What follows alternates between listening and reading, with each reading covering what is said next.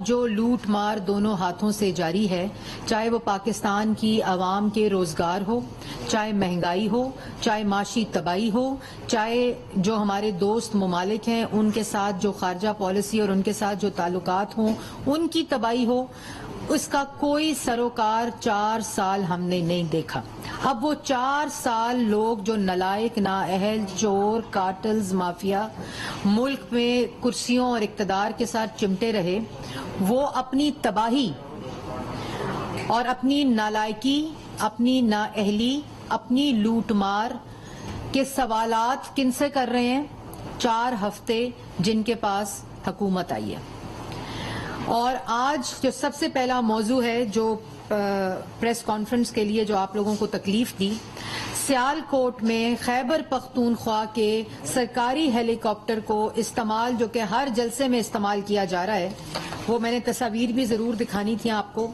کہ یہ وہ آپ کو یاد ہے helicopter case Khyber Pakhtunkhwa کا ایک آنا تھا جس کی وجہ سے وہ helicopter case, billion tree tsunami, BRT Peshawar, Malam Jabba, وہ تمام کیسز پاکستان کی عوام کی یادداشت میں ہیں ابھی۔ یہ اسی کا تسلسل ہے۔ خیبر پختونخوا کا سرکاری ہیلی کاپٹر، وہ شخص جو 1 ارب روپے کا ہیلی کاپٹر استعمال کرتا تھا 4 سال، وہ آج اپنے جلسوں کے لیے جو دوسروں پر انگلی اٹھا رہا ہے، جو دوسروں سے 4 ہفتوں کا سوال مانگ رہا ہے، میں اس پر آؤں گی ابھی، لیکن یہ وہ ہیلی کاپٹر اپنے جلسوں میں استعمال کر رہے ہیں۔ کس حیثیت سے؟ آپ کے پاس کوئی سرکاری عہدہ ہے؟ آپ کے پاس کوئی سرکاری ایسی پوزیشن ہے جو آپ خیبر پختونخوا کا سرکاری ہیلی کاپٹر استعمال کر کے ان جلسوں میں جا رہے ہیں جہاں اداروں کو گالی دے رہے ہیں، عدالتوں کو گالی دے رہے ہیں، ججز کو گالی دے رہے ہیں، ملک میں انتشار، ملک میں فساد، ملک میں انارکی، صرف ایک وجہ سے کہ آج آپ اس اقتدار کی کرسی پر نہیں ہیں، جس اقتدار کو استعمال کرتے ہوئے آپ نے سیاسی مخالفین کو سزائے موت کی چکیوں میں ڈالا، جھوٹے الزامات لگائے، میڈیا کی پسلیاں توڑی، سینسرشپ کی، آواز بندی کی، میڈیا کے صحافیوں کو گولیاں ماری، صحافیوں کی بچیوں کے گھروں کے باہر سے ان کو اغوا کیا۔ 4 سال آپ نے میڈیا کی جو معاشی صورتحال تھی اس کے ذریعے عام ٹوسٹنگ کی، اینکرز کے پروگرام بند کیے۔ اس اقتدار میں آپ نے وہ اختیارات کو دبانے کے لیے، جس پہ سوال نہ پوچھنے کے لیے، جس کی انویسٹیگیشن نہ کرانے کے لیے آپ نے خیبر پختونخوا میں احتساب کمیشن کو تالا لگایا، نیب کو وفاق میں استعمال کیا، دوسرے صوبوں میں استعمال کیا، اور خود کل اس بات کا اعتراف کیا کہ میں نیب کو استعمال کرتا تھا ان لوگوں پر کیسز بنانے کے لیے، اور وہی کیسز جو اپنے حکومت 9 سال ہو گئے ہیں۔ میں پاکستان کی عوام کو اور نوجوانوں کو یہ بتانا چاہتی ہوں کہ آج خیبر پختونخوا میں عمران خان کی حکومت کو 9 سال ہو گئے ہیں۔ 9 سال احتساب کمیشن کو تالا، 9 سال BRT پشاور جو کہ 120 ارب کے کھڈے ہیں، جو جلتے زیادہ اور چلتی کم ہیں جو بسیں، جو مالم سونامی کے کیسز ہیں، احتساب کمیشن کو وہاں تالا لگا کر اس ہیلی کاپٹر کیس کو دبانے کی کوشش کی گئی۔ تو پہلا سوال تو یہ ہے کہ کس حیثیت سے یہ آپ ہیلی کاپٹر استعمال کرتے ہیں۔ دوسرا سوال، یہ جو آج رٹ لگائی ہوئی ہے جھوٹوں نے، اتنا جھوٹ بولتے ہیں، جھوٹ بول بول کر نہیں تھکتے، عوام جھوٹ سن سن کر تھک چکی ہے۔ یہ خط جو میں آپ کو دکھا رہی ہوں، یہ CTI بوائز ہائی اسکول نے ڈپٹی کمشنر ڈسٹرکٹ سیالکوٹ کو 9 مئی سنڈے کو لکھا تھا، اور اس میں یہ کہا تھا، یہ بتایا گیا تھا کہ جو جلسے کی اجازت مانگی ہے پاکستان تحریک انصاف نے، جو یہاں گراؤنڈ ہے چرچ والا، اس میں وہ عبادت گاہ ہے، وہ استعمال کرتی ہے مسیحی برادری۔ اس میں تمام تفصیل اس خط میں 9 مئی کو لکھ کر ڈپٹی کمشنر کو دے دی گئی تھی ان کی طرف سے۔ اس کے بعد انہوں نے اپنا رویہ، جو کہ پریس بائٹیرین چرچ ہے، یہ اس کے ساتھ ایک گراؤنڈ ہے جو مسیحی برادری کرسچن کمیونٹی سیالکوٹ کے اندر، جن کا ایک بہت تاریخی پس منظر ہے سیالکوٹ کے اندر، سیالکوٹ کی ترقی ہو یا پاکستان کی ترقی ہو، اس میں جو سیالکوٹ کے اور پورے پاکستان کی جو مسیحی برادری ہے ان کا ایک ترقی میں بڑا کردار ہے۔ انہوں نے یہ احتجاج شروع کیا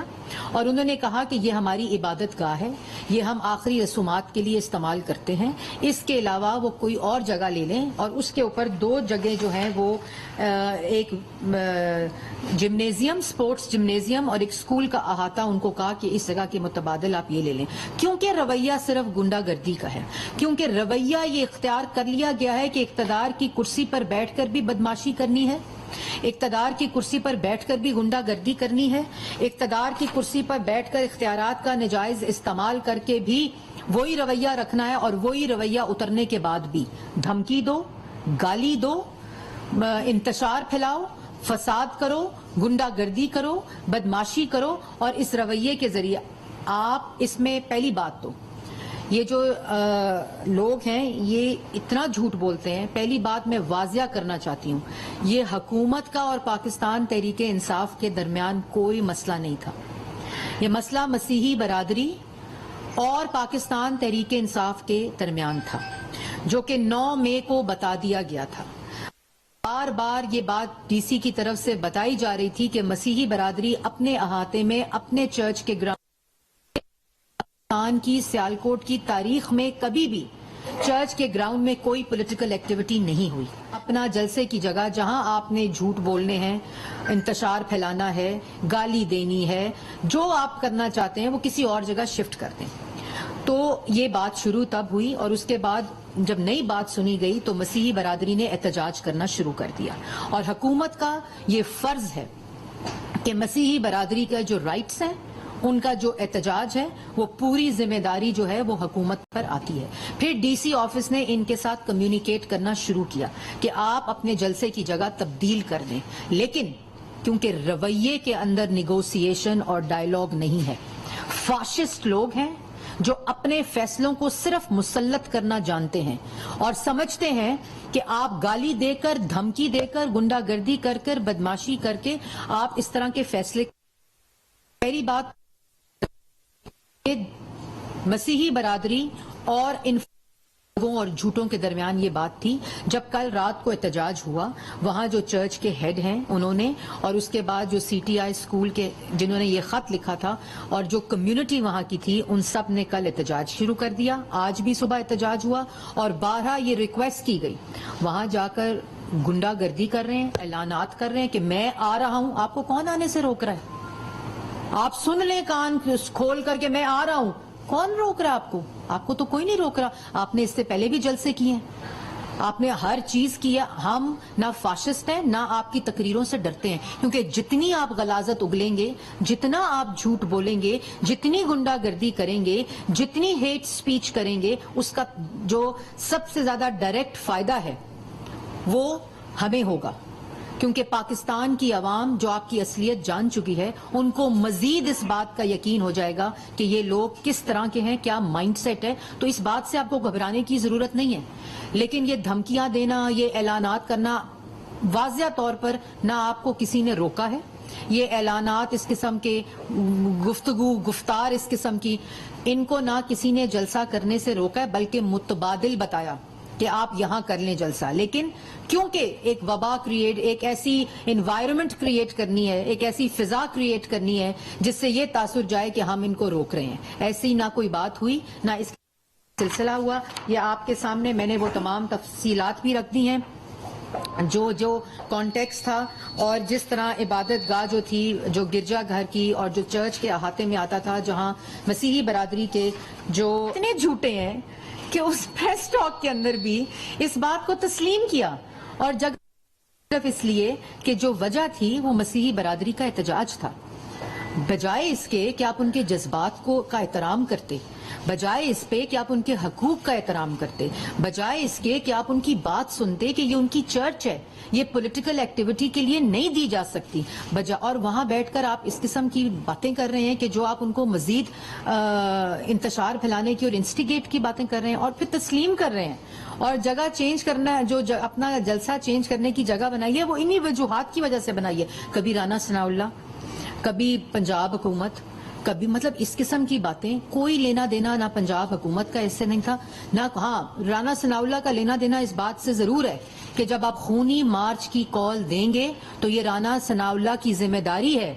بطور وزیر داخلہ کہ وہ پاکستان کی عوام کو اس خونی مارچ کے اعلان سے کس طرح بچا سکتے ہیں۔ اس میں نہ کوئی فریڈم آف ایکسپریشن ہے، یہ خونی مارچ کرنا کوئی جمہوری حق نہیں ہے، جو خود اعلان عمران خان صاحب اور ان کے کرائے کے ترجمان خونی مارچ کا کر چکے ہیں۔ یہ ذمہ داری رانا ثناء اللہ کی ہے، اور پاکستان کی عوام یہ تسلی رکھے کہ اللہ تعالیٰ کے فضل و کرم سے حکومت ان کو اس خونی مارچ سے بچانا جانتی بھی ہے، صلاحیت بھی رکھتی ہے، اور ایسا خونی مارچ پاکستان میں کوئی کرنے کا حق نہیں رکھتا قانونی طور پر۔ دوسری بات جو میں نے امپورٹنٹ کرنی تھی کہ ہمیں تو دھمکی دیں، کیونکہ ہم تو 4 سال سزائے موت کی چکیوں سے گزر کے آئے ہیں، اس کے بعد تو صرف پھانسی بچی ہے، اور وہ سزائے موت کی چکیوں جن کیسز کا آج آپ کھڑے ہو کر روز ذکر کرتے ہیں، میں نوجوانوں کو یہ بات، جو ان کے جلسوں میں جاتے ہیں لوگ، میں ان کو بھی بتانا چاہتی ہوں کہ یہ جھوٹ بولتا ہے شخص، یہ ایک نالائق شخص ہے جس نے نوجوانوں سے 60 لاکھ نوجوانوں سے 4 سال میں ان کی نوکریاں چھینی ہیں۔ یہ وہ شخص ہے جس نے جھوٹ بول کے ہر ادارے کو نقصان پہنچایا، یہ وہ شخص ہے جس نے پاکستان کی عوام کی معاشی تباہی کی، بے روزگاری دی، بھوک دی، افلاس دی، آج مہنگائی کی بات کر رہا ہے، 4 ہفتے کی سوال پوچھ رہا ہے۔ میں بتاتی ہوں مہنگائی کی جو گفتگو ہے وہ آپ سب کے لیے بھی سننا بہت امپورٹنٹ ہے کہ عمران خان صاحب آپ کو سوال کا جواب دینا ہے، سوال پوچھنا نہیں ہے۔ 4 سال آپ نے ملک کی معیشت تباہ کی ہے۔ اگر آج ڈالر جس قیمت کے اوپر ہے تو آپ جس وقت اقتدار چھوڑ کر گئے اس وقت ڈالر کی پرائس 189 روپیز تھی۔ آپ نے ان فنڈڈ سبسڈی پیٹرول کی دی، سستا کیا غیر قانونی طور پہ، نہ ای سی سی کا اپروول نہ کابینہ کا اپروول۔ جب آپ کو یہ پتا چل گیا کہ میری نو کانفیڈنس جو ہے وہ کامیاب ہو رہی ہے، میں ہار رہا ہوں، مجھے اپنے لوگ چھوڑ کر جا رہے ہیں، مجھے اتحادی چھوڑ کر جا رہے ہیں، جس وقت آپ نے سازش کا کاغذ لہرایا اسی وقت آپ نے یہ غیر قانونی سبسڈی دی جو پاکستان کی عوام کے ساتھ دھوکہ کیا۔ آج پیٹرول کی قیمت جس نہج پر ہے، آج ڈالر جس نہج پر ہے، آج ملک کی ترقی کی شرح جس نہج پر ہے، آج مہنگائی کی شرح جس نہج پر ہے، اس کا ذمہ دار عمران خان ہے۔ 4 سال حکومت کی ہے۔ جو آئی ایم ایف کا آج معاہدہ پاکستان بطور ملک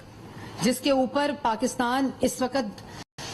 جو contract between Pakistan and I M F ہے، اس پہ دستخط عمران خان صاحب کی حکومت کے ہیں۔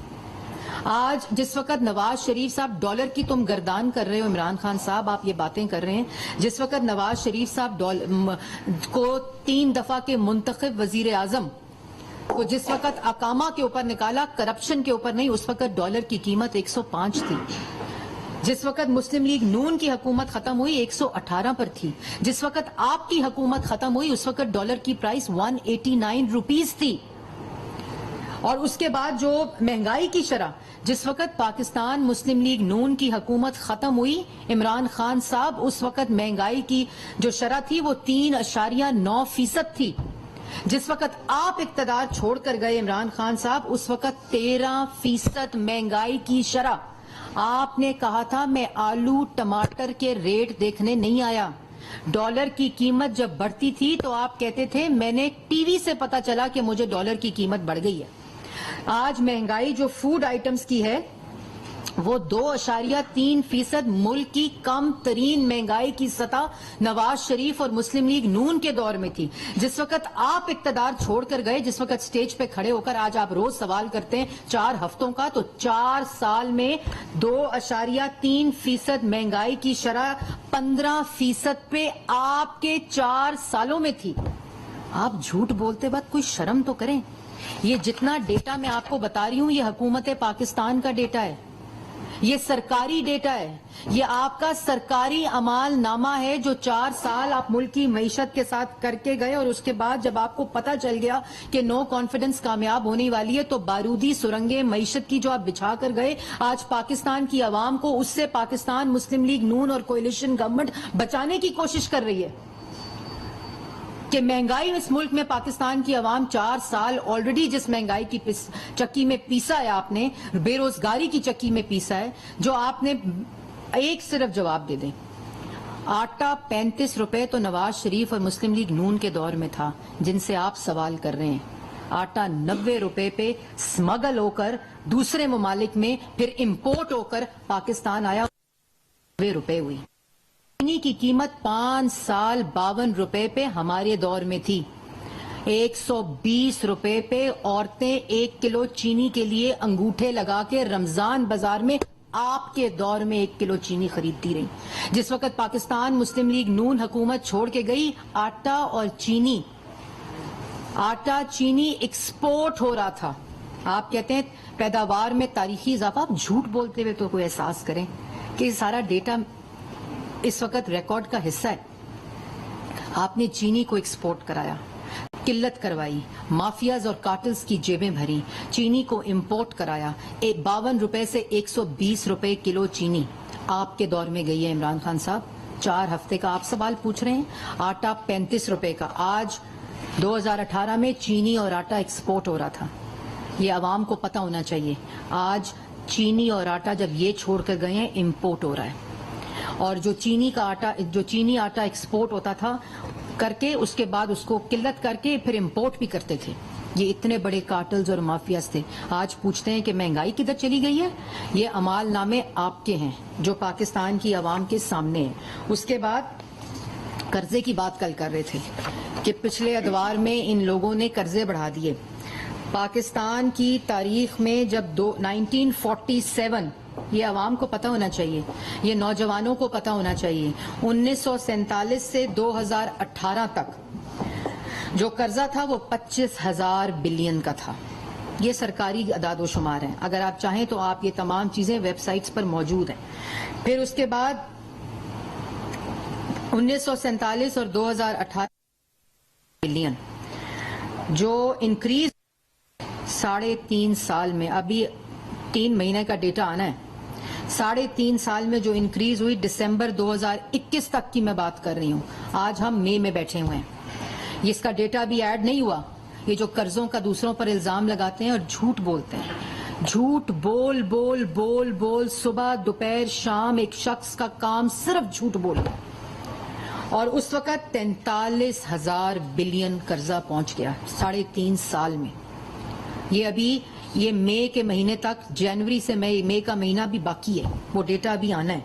ٹوٹل انکریز 18,000 بلین کا 3.5 سال میں ہوا، جو ملک کی تاریخ میں سب سے تیز ترین اور زیادہ لیا ہوا قرضہ ہے،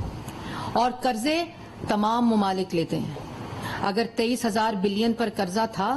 تو جو 2013 سے 2018 تک کا قرضہ نہیں تھا، یہ 1947 سے 2013 تک کا قرضہ، 2018 تک کا میں نے آپ کو قرضہ بتایا ہے۔ اور اس وقت ملک کے اندر تو ترقی کے منصوبے تھے، اگر آپ ان کو گننا شروع کر دیں جن پر آج تک،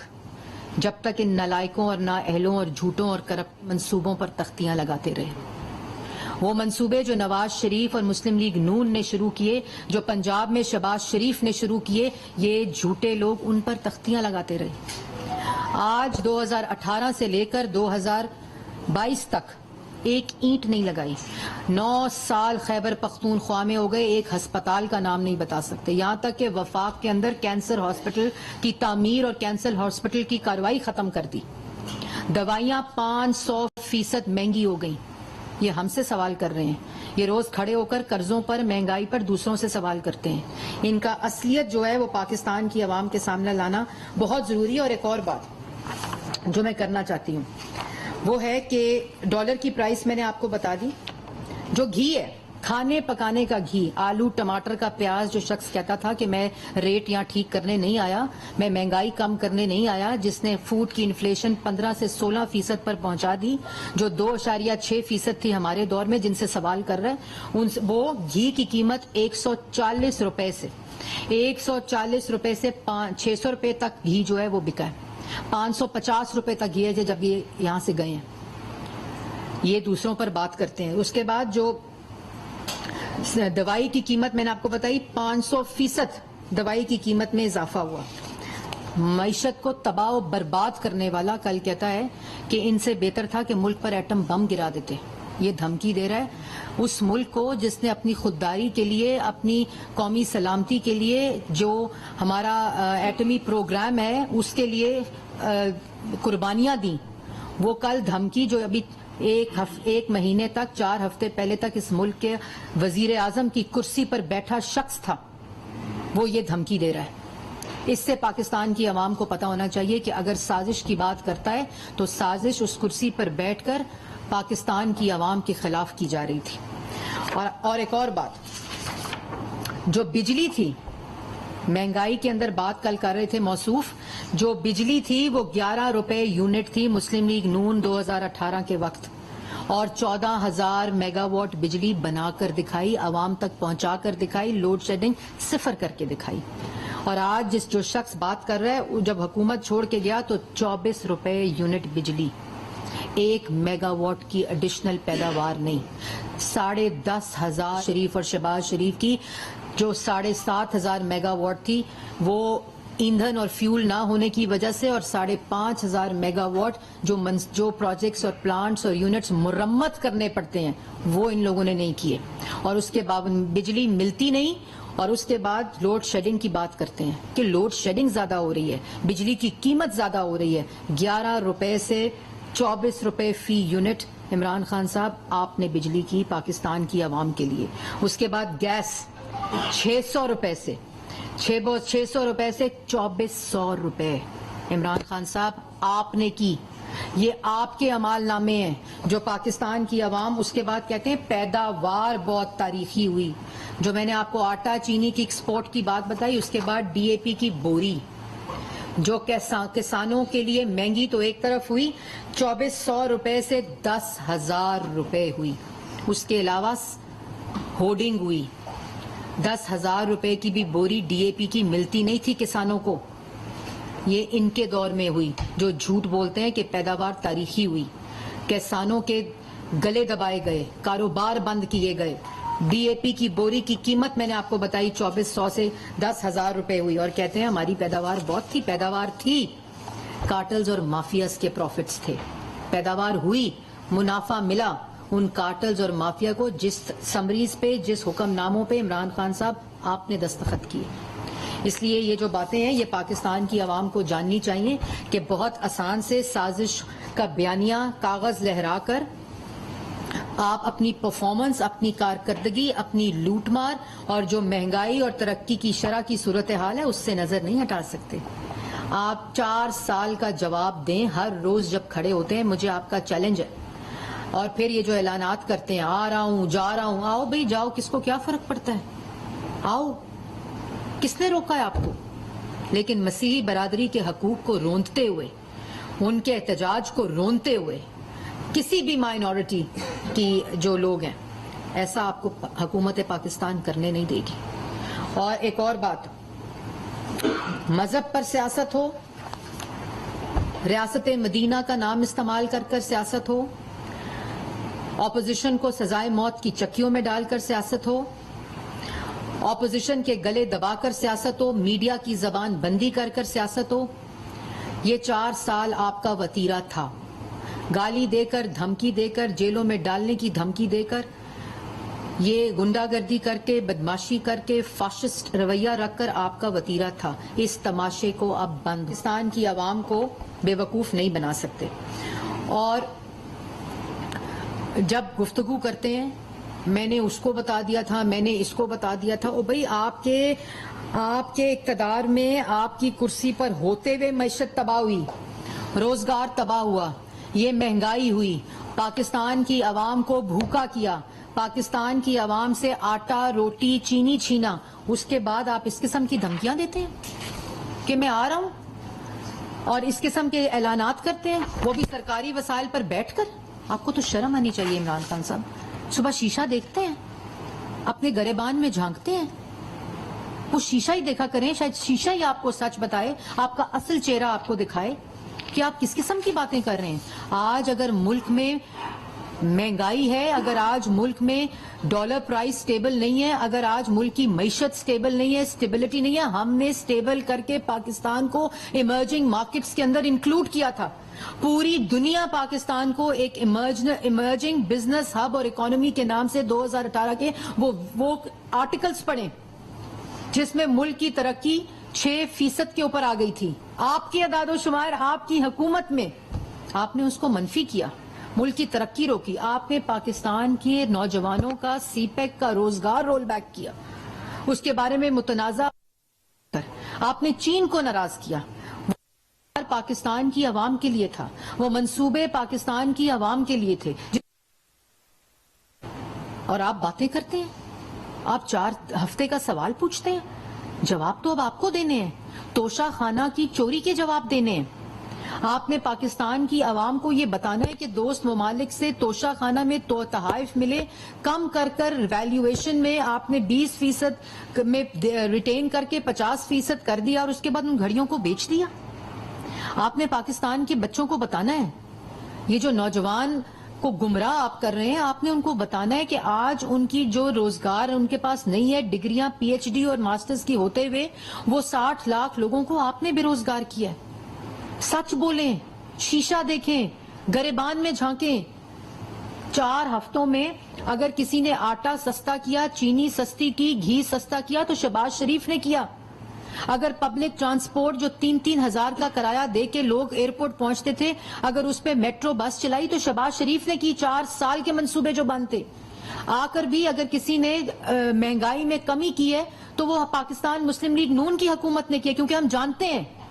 ہمارے پاس انٹینشن بھی ہے، صلاحیت بھی ہے، ہمارے پاس وہ ٹیم بھی ہے اور کر کے دکھایا ہے.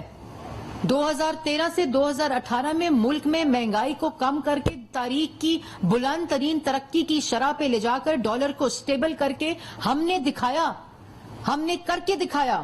چاہے وہ مہنگائی کی شرح ہو، چاہے وہ فوڈ آئٹمز کی شرح ہو، اس کو کم کر کے اگر تاریخ کی کم ترین سطح پر، بلند ترین سطح پر لے کر گئے تو وہ ہم نے پاکستان مسلم لیگ نون کے، کیونکہ پاکستان مسلم لیگ نون کو مینڈیٹ ملا تھا. آپ کو مینڈیٹ نہیں دیا گیا تھا، آپ آر ٹی ایس بٹھا کے لائے. لیکن یہ نہیں ہو سکتا کہ عوام آپ سے آپ کی کارکردگی کے سوال نہ پوچھے. یہ نہیں ہو سکتا کہ آپ ایک جھوٹا کاغذ لہرا کے، وہ کاغذ آئی ایم ایف کا کانٹریکٹ بھی تو ہے، وہ اگریمنٹ بھی تو ہے جو عوام نے دستخط کی، اور آج مہنگائی کی آپ نے جو لہر پاکستان کی عوام میں رکھی، وہ کاغذات جو آپ کا اعمال نامہ ہے وہ آج عوام کے سامنے ہے. یہ نہیں ہو سکتا کہ آپ گالی دے کر، دھمکی دے کر، فاشزم کر کے اور لوگوں کو اوپر غنڈہ گردی اور بدماشی کر کے 4 سال کی کارکردگی سے نظر اٹھائیں. یہ سب کی ذمہ داری ہے، یہ اجتماعی ذمہ داری ہے سب کی کہ پاکستان کی عوام کو یہ بتایا جائے کہ 4 سال ملک کے ساتھ ہوتا کیا رہا. 4 سال جو وزارتیں تھیں، جو ادارے تھے، وہاں ہوتا کیا رہا. یہ تمام چیزیں صرف عمران خان صاحب جو ہیں وہ اس تمام تباہی اور معاشی تباہی ہو، چاہے وہ عوامی تباہی ہو، چاہے وہ اور جو سب سے زیادہ افسوسناک بات ہے، آج بھی آپ دیکھیں جو سٹیٹمنٹس آ رہی ہیں، جو باتیں کر رہے ہیں، کس قسم کی لینگویج کا استعمال ہو رہا ہے. سب سے زیادہ جو ملک کے ساتھ افسوسناک گھنونا مذاق کیا گیا وہ ملک کے سوشل فیبرک کو تباہ کیا گیا، ملک کے اندر روایات کو تباہ کیا گیا. اسلام آباد میں وفاقی وزیر اطلاعات و نشریات مریم اورنگزیب